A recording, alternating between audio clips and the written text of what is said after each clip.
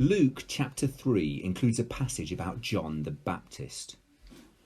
What picture comes to mind when you think of John the Baptist? Maybe a guy who came to a sticky end because Herod made a daft promise to some dancing girl. Or maybe someone at one with nature, a guy who dressed in animal skins, ate honey and locusts and baptized in the Jordan. Well, Luke chapter 3 gives us another picture of John the Baptist, a picture of a fearless teacher.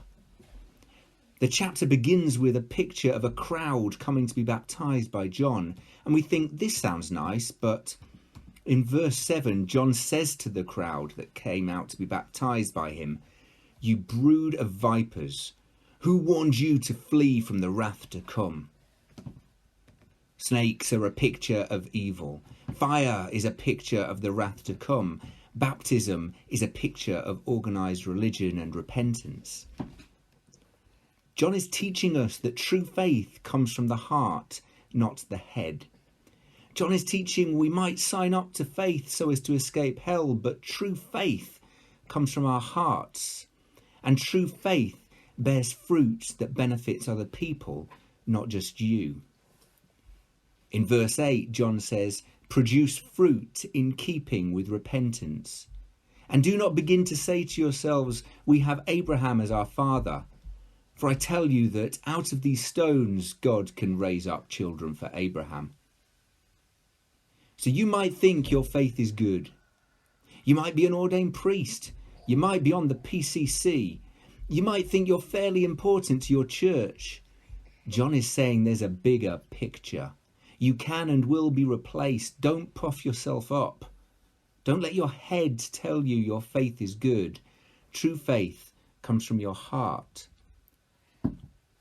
In verse 9, John says, "The axe is already at the root of the trees, and every tree that does not produce good fruit will be cut down and thrown into the fire." And the crowds asked him, "What then should we do?" Because John's teaching sounds easy, but in practice it's really tough. It's hard to change our hearts. It's a whole lot easier to use our heads and think, what can we do? That's why people organise religions and line up for baptisms.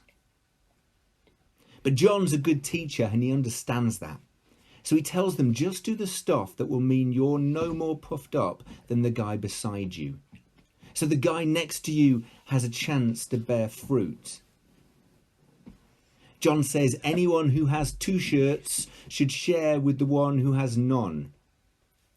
And anyone who has food should do the same. True faith comes from our hearts and involves humility. John sets the bar fairly high, living at peace with nature, baptizing and teaching. It's tempting to think of easy fixes instead. John teaches us to just start by making sure we are equal with our neighbours, showing kindness and goodness.